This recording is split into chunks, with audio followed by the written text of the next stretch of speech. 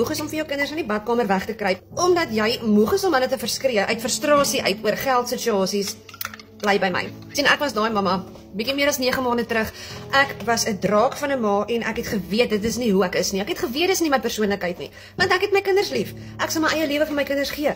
Maar ek het soveel ure gewerk. Ek het 18 tot 20 ure 'n dag gewerk, want ek het 3 werke gewerk en ek kan nog steeds nie vir hulle gegee het wat hulle hartjies begeer nie. Selfs nie wat hulle nodig het nie. Fast forward 9 maande later, werk ek glad nie meer nie. Ek kon al 3 my werke gelos het. Ek is nou 'n voltydse stay-at-home mommy. Ek is daar vir my kinders en ek kan elke keer vir hulle ja sê as hulle chocolate of 'n pakkie chips van die rak af wil haal. 9 maande terug het ek uitgereik na 'n wildvreemde mamma wat ek op social media gesien het, wat vir my vertel het ek kan 'n inkomste aanlyn van my foon af binne 'n 2 ure werksdag doen en ek hoef nie eers my eie produkte te hê om te verkoop nie. Ek hoef ook nie fisiese produkte te hê om te verkoop nie. Ek het intussen kon ek al 3 my werke gelos het en ek worry nie meer oor die dag van môre nie. Ek slaap soos 'n babietjie en ek verskree nie meer my kinders nie. Ek het nou die wêreld se geduld en liefde om vir hulle te kan gee en die tyd om dit vir hulle te kan gee. As jy 2 ure 'n dag rondom jou besige lewe het, jy het 'n selfoon en jy het wifi en jy's bereid om nuwe skills te leer, hoe om vir jouself 'n inkomste aanlyn te kan genereer deur iemand anders se digitale produkte wat hoog in aanvraag is, te herverkoop